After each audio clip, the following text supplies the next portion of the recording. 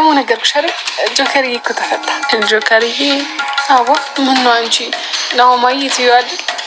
ያው እኔም አለዋለሁ ግን ከሰኒ ሲሆን ገረመኝ። ምኑን ይገረመሽ? ቆይ ምን እኔ የፍቅር ቃላት አላውቅም? ሲጀመር እኔ ለፍቅር የተፈጠርኩ አይመስላችሁም አይደለም? በመጀመሪያ ጆከር ስለተፈታ ደስ ብሎኛል።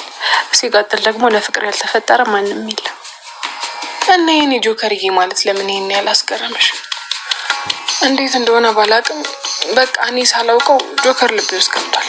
አንድ ነገር እንዳታጪ ብለሽ የምታረጊያቸው ነገሮች ዋጋ ያስከፍሉሻል።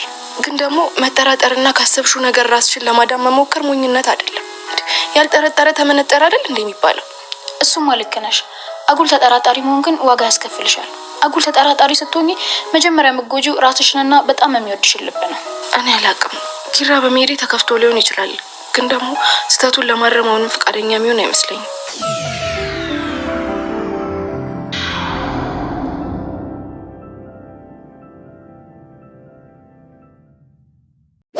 ንዴቷ ከበረደላት በኋላ ወደ ቤቷም ልትመለስ ችላለች። ኪራም መምጣቷን ሲሰማ በጣም ተደስቶ ይገኛል። ጆከር የዋስ መብት ስለተፈቀደለት ከእስር ቤት የሚወጣ ችሏል። እኔ እኮ ራኬብ ፈቅዳ ታስፈታኛለች ብዬ አስቤ አላቅም ነበር፣ የእሷ መቀየር ገርሞኛል በማለት ለሰኒ እያወራት ነው። እኔም የምትወደውና የምታፈቅረው ሰው ስለተፈታላት በጣም ደስ ብሏት ትገኛለች። እህቴ እኮ ቂም የላትም ለዛ ነው በማለት ስለ እህቷ መልካምነትም እየነገረችው ነው። እሱም ደግሞ እንደሚወዳትና እንደሚያፈቅራት ያለውን ነገር እየገለጸላትም ይገኛል። ሰኒ በጣም ደስ ብሏታል።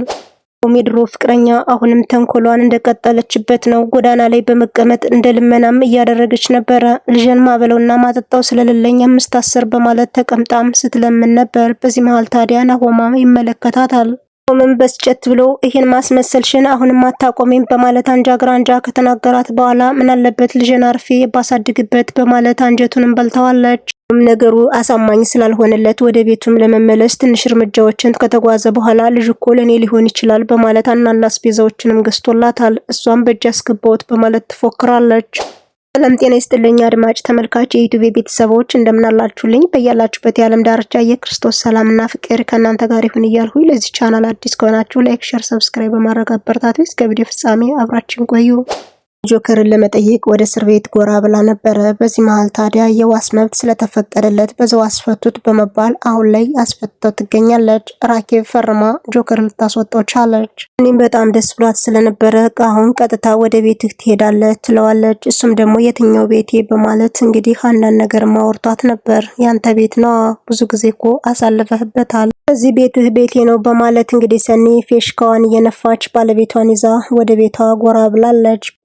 ቤታቸው ከደረሱ በኋላ ጨዋታቸውን ቀጥለዋል። አሁን ላይ በጣም እንደሚዋደዱና እንደሚፋቀሩ በጣም እንደናፈቀች በጣም ስታወራ ነበረ። ሰኒ እጅጉን በጣም ደስ ብሏታል። ወሬያቸው መካከልም የናሆም ሰራተኛ ሀዊ ትደውልላታለች። ያለውና የተፈጠረውን ነገር ከነገረቻት በኋላ አሁን ላይ እፈልግሻለሁ በማለት እኔም ሳጣቅማማ በይበቃሁን መጣሁ በማለት ወደሷ ገስግሳ ነበር። ታዲያ የናሆምን የድሮ ፍቅረኛ ድብድብ አድርገዋታል። በርሲሞ አሁን ላይ ነገሮቹ ስለተበላሹበት ክፉኛ ተናዶ ይገኛል። ስፒድንም በዛ ላይ ለምን ሄድ አሁን እኮ ሰኒ አይታ ለፖሊሶች ተናገረች በማለት ነገሩ እንደተበላሸበትም ያወራዋል። ሲሞ ስልኩን ከዘጋ በኋላ እየተናደደም ይገኛል። እቅዶቼ በሙሉ ከሽፈውብኛል። አሁን ላይ አዲስ እቅድ አወጣልሻለሁ ሰኒ ላንቺማ አልተኛልሽም በማለት እየፎከረባት ይገኛል። ወይም ምሩን ወደ ሳሎን ከጠራቻት በኋላ ናሆምን በፍጥነት እንድታገቢ ይፈልጋለሁ እኔ ምናቸውም አላማሬ በማለት ያለውን እውነት ታፈርጠዋለች። እምሩም ግራ ገብቷታል። ምን አይተሽ ምን ሰምተሽ ነው ይህን ነገር እንደዚህ ልትይኝ የቻልሽ በማለት በጥያቄ አፋጠጠቻት። ይህም ምንም ነገር አላየሁም፣ ግን ደግሞ አንዳንዴ መፍጠኑ ጥሩ ሳይሆን አይቀርም። እኔ እንኳን አላየሁም፣ ምንም ነገር አልተመለከትሁም፣ ግን ደግሞ መጥፎ ህልም አይቻለሁ በማለት ያለውን ነገር እየነገረቻት ትገኛለች። ነገሩን በጥሞና ካዳመጠቻት በኋላ የነኪራን ትዳርም በዛው ምሳሌ አድርገዋለች። እነሱ ቀድሞ ቢጋቡ ይህ ሁሉ ነገር ተፈጠረ፣ ስለዚህ አንዳንድ ጊዜ መረጋጋቱ ጥሩ ሳይሆን አይቀርም በማለት ትመልስላታለች። ሰኒ ሶፋቸው ላይ ቁጭ ካሉ በኋላ ፍቅር እየተጫወቱ ይገኛሉ። አሁን ላይ በጣም አብርተሽና ውበትሽ እንደገና እየጨመረ ነው፣ ምንድነው ምክንያቱ በማለት አንተ ስለተፈታህልኝ ነው በማለትም ብቻ ወዲያቸውን እያወሩ ነው። ጆከርም ማለት ያለበትን ከነገራት በኋላ አሁን ላይ አንቺን በድጋሚ ደስተኛ ሆነሽ ስላየውሽ በጣም ደስተኛ ነኝ፣ እንደዚህ ስትፈኪ ማየት ለኔ ህልም የነበረ፣ በጣም ደስ ብሎኛል በማለት ሐሳቡን ለራሱ እየነገረ ነው።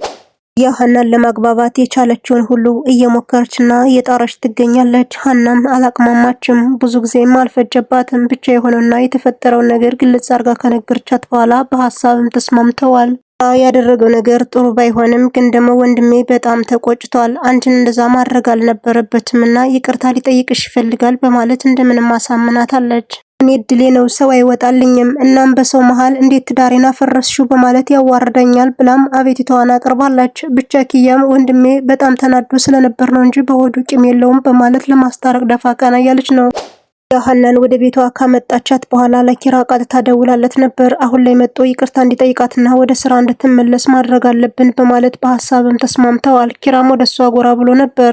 ሀናን ከቤቷ ካስቀመጠች በኋላ ኪራን ይዛ ለመምጣት ወደ ውጭም ጎራ ብላ ነበር። በዚህ መሃል ታዲያ ሀና ችብሷን እየበላች ነበረ። ምን ሆና ነው ልጅ የቀረች በማለትም ኪራ ጋር ተያይዘው ወደ ቤት ይገባሉ። ችብሱን ትደብቀዋለች። ተገባ በኋላ አሁን ላይ ሀና ስለምታስፈልገው እንደዚህ ተኮራርፈን ባንቀር ጥሩ ነው። ስለዚህ ያደረኩት ነገር በጣም አስቀያሚ ስለሆነ ይቅርታ አድርጊልኝ በማለት ይቅርታም ይጠይቃታል። እናም ሳታቅማማ ጥያቄውን ከተቀበለች በኋላ ግን ደግሞ ወደ ስራ መለሳለሁ፣ አንዳንድ ጥያቄዎች ግን መጠየቅ እችላለሁ በማለትም መጠየቅ ትችያለሽ ይላታል ኪራ። አሁን በቀን 3 ጊዜ ቡና መጠጣት አለብኝ፣ ምሳም እንደፈለኩ መብላት መጠጣት አለብኝ። ሳያቅማማ እሺ በማለት ሀሳቧን ገድፏታል። በዚህ መሃል ታዲያ የደበቀችውን ቺፕስ አውጣ መብላት ትጀምራለች። እንዴ ጨዋታውን እዚህ ጀመርሽው ሲላትም ተፈቀደልኝ እኮ መብላት መጠጣት እችላለሁ በማለት ሲሳሳቁም ነበረ። አሁንና ቅዱሴ ጽናትን ወደ ቤቷ ለመመለስ ደፋ ቀና እያሉ ይገኛሉ። ደውለውላትም አሁን ሽማግሌ እንላክ ወይስ ትመጫለች ሲሏትም አባቴ እንደተጣላን ስለማያውቅ ምንም ነገር አትበሉ በማለት ነገሩን ትደመድማለች። ይሻላል ሲሏትም እኔው ራሴ ወደ አዲስ አበባ ስለምመጣ የዛኔ ችግሩ ይፈታል በማለት እነሱንም አፋቸውን አስዛቸዋለች። እንግዲህ ሳሎን ላይ ሰብሰብ ብለው የሆነውና የተፈጠረውን ነገር ለኪራም ነግረውት ነበር። ኪራ ጽናት ልትመጣልኝ ነው በማለት ጮቤውን ረገጠ። በጣም ደስ ብሎታል። እና ክቡር የሆናችሁ የቻናል ቤተሰቦች እስከ ቪዲዮ ፍጻሜ አብራችሁ ስለነበራችሁ ከልብ እያመሰገንኩኝ በሌላ ቪዲዮ እስከምንገናኝ መልካም ቀን ይሁንላችሁ።